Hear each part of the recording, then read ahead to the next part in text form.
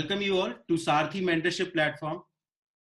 आज topper talk में हमारे साथ है Taranjot Singh, IAS Bihar cadre, rank 70 2017 batch. He is a batchmate of mine from IIT Roorkee. He is a mechanical engineer. And जैसे कि मैंने आपको बताया था कि टॉपर टॉक में we will bring out the USP, the unique thing about each and every topper. तो तरन की जर्नी के बारे में मैं थोड़ा सा आपको ब्रीफ करता हूँ। तरन ने जिस अटेम्प्ट में यूपीएससी सिविल सर्विसेज एग्जाम में 70 रैंक लाए, उस अटेम्प्ट में इनका ऑप्शनल था mechanical engineering in 2016 exam. And before that he has appeared with public administration optional as well. And I think 2013 में इंटरव्यू तक भी पहुंचे थे तरन। तो he has experience of humanity optional as well as engineering optional. तो बहुत सारे engineering graduate को ये एक डाउट होता है कि इंजीनियरिंग ऑप्शनल चूज करना चाहिए या फिर ह्यूमैनिटीज ऑप्शनल पे स्टिक करना चाहिए, तो किस तरीके से अपना ऑप्शनल चूज करें।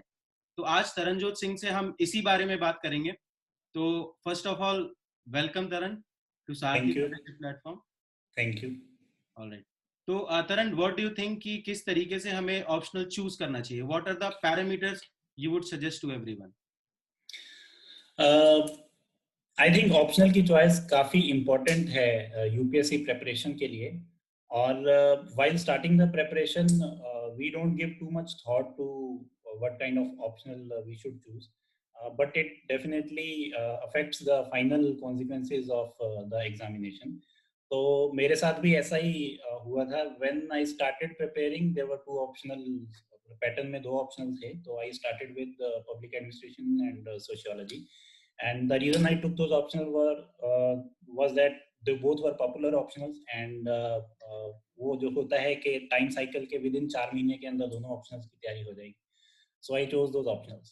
When I appeared for the exam, by that time pattern change हो गया and I dropped one optional, and I stuck to PubEd and appeared twice in the examination.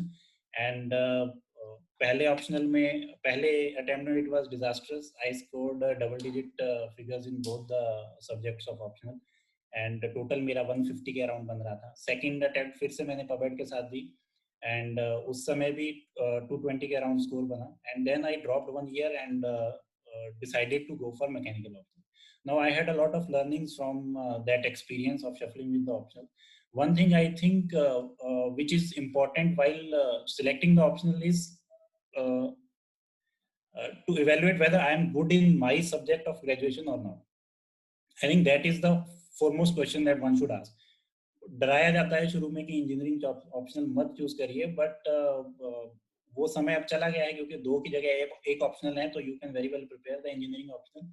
But the more important thing is, are you comfortable and can you perform above average in your subject. Engineering में अगर हम comfortable हैं, अगर आपका forte है, strong hold है, and then I would suggest you should definitely go for engineering optional, even if it's a fact that it takes about 1 year to prepare engineering optional as compared to 3 to 4 months or 3 to 5 months for various humanities optional. Now if you are evaluating humanities optional, again, what is most important is that are you good in expressing yourself while writing the exam. Okay. Now a lot of times I have got the compliment that I got a good understanding of public administration optional during the interviews, mock interviews also, and otherwise also, but somehow that understanding could not come into the expression. So I performed really badly in both the attempts in public administration. So I think humanities optional में ये चीज is important, because there is no certain answer or specific answer to the questions. It is subjective, and it a lot depends upon your expression in the answer. Right. So while choosing humanities option, that is the single most important point to consider. Alright, तो first thing you said कि because अब एक ही optional है, तो जो engineering optional को पढ़ने में टाइम लगता है, that is not a big concern. You can take a engineering optional. Right. The thing which matter is Right. whether you will be able to perform well or not in that particular subject. तो Right. आपको अपने हिसाब से decide करना है कि आपको कौन सा ऑप्शनल लेना चाहिए, कहाँ पे आप बेटर परफॉर्म कर सकते हैं. ह्यूमैनिटीज ऑप्शनल में आपने बोला कि एक्सप्रेशन मैटर करता है बहुत ज्यादा, तो एक्सप्रेशन के हिसाब से आप डिसाइड करें कि ह्यूमैनिटीज लेना है या नहीं. एंड एक क्रिटिकल क्वेश्चन मैं आपसे पूछना चाहूंगा कि देखिए ऐसा बोलते हैं कि कुछ ऑप्शनल यूपीएससी बचर करता है कुछ साल, जैसे कि एवरीवन इज अवेयर कि 2011 12 13 these are not good time for the public administration. Similarly, 2017 18 it is not a good time for philosophy optional. So what is your opinion on that? What do you think about that? हाँ, उस समय में जब मैंने पवेड लिया था तो at that time पवेड was performing badly in UPSC मेरे. But to be honest mock test में भी I did not perform that well in the test taken outside the coaching. जैसे मैंने कोचिंग में जो टेस्ट लिए थे वहां पे तो because the same teacher is teaching and the same teacher is evaluating the answer, so उनका लाइन ऑफ थिंकिंग सिमिलर हो जाता है.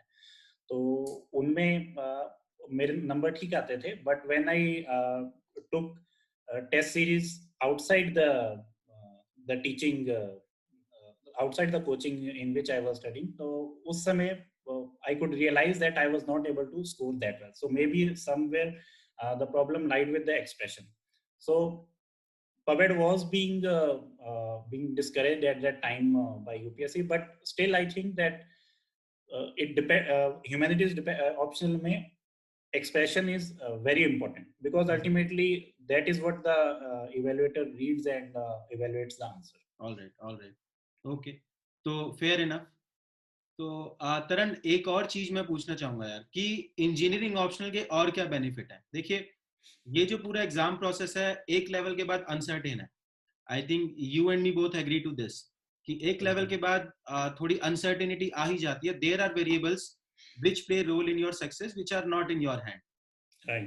तो ऐसे में इंजीनियरिंग ऑप्शनल कितना आपके लिए सर्टेनिटी लाता है इस पूरे एग्जामिनेशन प्रोसेस में. And second thing, first thing is certainty and second thing is कि इंजीनियरिंग ऑप्शन लेने से और क्या क्या करियर ऑप्शन आपके खुल जाते हैं. Right. In my case also, one of the major reasons that I decided to shift to mechanical engineering after 2 attempts was this only, that 2 bar appear होने के बाद जब मुझे लगा कि अपना बेस्ट देने के बाद भी नहीं चीज़ें क्लिक हो रही थी, तो आई थॉट के और भी रास्ते खोले जाएं.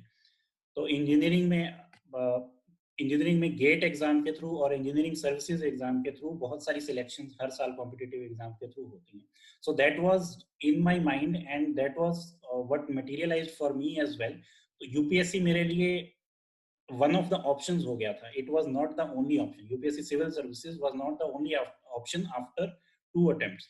आई डिसाइडेड कि मेरे पास और भी ऑप्शन होने चाहिए. So I went for engineering optional and I prepared for GATE. I prepared for one thing at a time. First I prepared for GATE and then I shifted my focus to engineering services, and then again in the subsequent attempt I shifted my focus to UPSC civil services. So luckily I was able to clear all of them, and that gave a sense of confidence also, because before my mains exam I had taken interviews for certain PSUs based on GATE, and I had also cleared engineering services. So it had given me a confidence that yes, it doesn't matter even if I don't get selected in UPSC, having some options open. And having some options open gives you a confidence that that all of your stakes are not in, and you can perform with a better and with an open mind in the exam. तो engineering optional से एक तो ये uncertainty कम होती है कि आपके पास career options और खुल जाती हैं, और दूसरा जो फैक्टर इंजीनियरिंग ऑप्शनल से में हेल्प करता है कि इंजीनियरिंग में या तो आपको कोई चीज आती है या नहीं आती. इन humanities even a general studies student can answer a optional question, but a lot of other factors matter करते हैं उसमें कि आपने जो उसमें थ्योरीज हैं उनके अकॉर्डिंगली इवेल्युएट किया है कि नहीं आंसर को, या उसके accordingly different lines of thinking आपने एक्सप्लोर की है कि नहीं, जो उस एकेडमिक स्फीयर में प्रिवेलेंट हैं या जो पढ़ाई जाती हैं.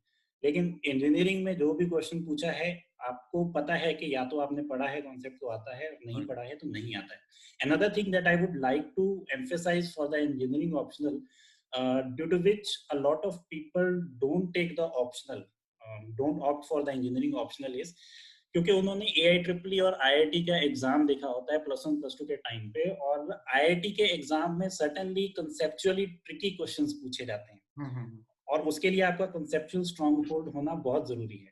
On the other hand, engineering services and UPSC civil services के जो मैंने पास्ट ईयर के क्वेश्चंस देखे हैं और जो मैंने एग्जाम भी दिया है, तो उसमें they don't ask for tricky conceptual questions जिसमें आपको वो कॉन्सेप्ट नहीं पकड़ा तो आप आंसर नहीं कर पाओगे। इट्स मोर लाइक कि अगर आपने टॉपिक वो प्रिपेयर किया हुआ है and you have prepared it well and you remember it well, then you will be able to answer that question और सॉल्व दैट न्यूमेरिकल। देन उसके बाद तो आपकी उस एफिशिएंसी पे डिपेंड करता है कि कितनी न्यूमेरिकल एक्यूरेसी के साथ आप सही आंसर पे पहुंच सकते हो, कोई सिली मिस्टेक नहीं करते। So in that sense it provides a lot of certainty in terms of optional, because humanities optional में आपको प्रेपरेशन करने के बाद भी अपने आप पर डाउट रहता है और मॉक टेस्ट लेने पड़ते हैं और बहुत सारी चीजों के थ्रू जाना पड़ता है। But engineering optional, once you have prepared the topic, once you have solved the previous year questions, then you feel more confident. So that is another positive of the optional. But again, I would emphasize that it's really important to be conceptually good in your subject before opting that optional. I mean, if you don't understand जो machine design होता है या जो 3D conceptualisation जैसे मेरे optional में mechanical engineering में चाहिए, अगर वो आप समझ ही नहीं पाते हो, then you will have problem grasping the optional. But if you are confident in your optional, in your graduation subject, then definitely go for it. Let's एक यहाँ से एक और इम्पोर्टेंट पॉइंट मेरे माइंड में आया, पहले मैं समराइज करना चाहूंगा जो आपने अभी तक बोला। फर्स्ट, इंजीनियरिंग ऑप्शनल के साथ आपके पास और करियर ऑप्शन खुल जाते हैं, gives you sense of confidence and security, जो आपका सिविल सर्विसेज में भी परफॉर्मेंस इंप्रूव करता है। ये आपने बोला। And second thing, very important thing, जो पहली बार हमारी कन्वर्सेशन में भी सामने आई, कि जो IIT JEE ट्रिपल के एग्जाम थे वहां ट्रिकी कॉन्सेप्ट आते थे, ठीक है, जिन्हें क्रैक करना डिफिकल्ट हो जाता था। बट जो सिविल सर्विसेज एग्जाम या इंजीनियरिंग सर्विसेज एग्जाम में क्वेश्चन आते हैं, उसमें आपकी practice, how diligently you have made your notes and practice the numericals, that will matter. Definitely. All right. So because this entire exam is oriented, I see that it's oriented towards hard work and information management rather than having some breakthrough or conceptually बहुत ज़्यादा strong आपको उसकी ज़रूरत नहीं है। बिल्कुल बिल्कुल, information manage करना बहुत जरूरी है। Right, valid point. अच्छा, एक क्वेश्चन यहाँ से मैं तरन बोलूंगा, जो कि पर्सनल क्वेश्चन है, कि यू सेड कि अगर आप कॉन्फिडेंट हैं उस सब्जेक्ट में तब वो ऑप्शनल पिक कीजिए, राइट, ठीक है। यू वर डिपार्टमेंट रैंक 1 और 2 इन IIT Roorkee in mechanical engineering department, if I am right. 3 और 4, हाँ 3 और 4। तो मैकेनिकल तो पहले से आता था तुझे, सबको पता था, है ना। तो यू वर कॉन्फिडेंट कि मैकेनिकल पिक करना है। डेफिनेटली मेजॉरिटी स्टूडेंट वो होते हैं जो इंजीनियरिंग में, ठीक है ना, इतना ज्यादा जिन्होंने वर्क नहीं किया हुआ होता, तो उनके लिए वो कैसे ऑप्शनल डिसाइड करें अपना, कि क्या ऑप्शनल पिक करना चाहिए। इवन इफ वी, जैसे कॉलेज में अगर हमने अच्छे से, कॉलेज में कई बार होता है कि हम सीरियसली नहीं पढ़ाई करते एंड उसकी वजह से हम अंडर कॉन्फिडेंट हो जाते हैं अपने ग्रेजुएशन सब्जेक्ट को लेके। But that doesn't really matter, because जब मैंने ऑप्शनल उठाया था तो मेरा गैप भी काफी हो गया था कॉलेज से, तो मुझे भी बहुत सारी चीजें, कॉन्सेप्ट्स वगैरह याद नहीं थे। बट +1 +2 में अगर आप नॉन मेडिकल के सब्जेक्ट मैथ्स फिजिक्स में अगर आप कॉन्फिडेंट होते थे, and if you use to do decently well in CBSE के एग्जाम में, CBSE बहुत ज्यादा ट्रिकी क्वेश्चंस नहीं पूछती है, तो अगर CBSE के एग्जाम में अगर आप अच्छा कर पाते थे, तो I think then you have that technical acumen and you can go for the subject. Because you cannot evaluate yourself on 4 years of college where you haven't applied yourself to the subject. अगर आपने पढ़ाई seriously ली ही नहीं है, तब आप उसके basis पे decision नहीं मेक कर सकते। सो इन दैट केस +1 +2 जनरली सबने सीरियसली की रहती है, तो उसके बेसिस पे आप अपना माइंड मेकअप कर सकते हो। If you have that technical acumen, then you can decide to go for the technical subject. All right, fair enough. तो this is very good conversation with respect to choosing the optional subject in civil services examination. Taranjot Singh, जिन्होंने engineering optional से UPSC civil services exam crack किया rank 70 के साथ, also crack engineering services examination, I think 4 rank था, all India rank 4th rank था, and also GATE exam around 70s में ही था शायद, गेट में भी रैंक आई थिंक 72। तो इंजीनियरिंग ऑप्शनल के अपने बेनिफिट हैं, ठीक है, और इंजीनियरिंग करते टाइम अगर आपने ढंग से नहीं भी पढ़ा है, तब भी ये सोचिए कि अगर आपको 10th-12th में फिजिक्स केमिस्ट्री मैथ्स अच्छा लगता था, तो you can choose the engineering optional. अब एक ऑप्शनल हो गया है, तो you can definitely go with it. तो this is the advice from the side of Taranjot Singh. All right. तो thank you Taran, thank you for joining us. Thank you. Thanks a lot, and wish all the best to the aspirants.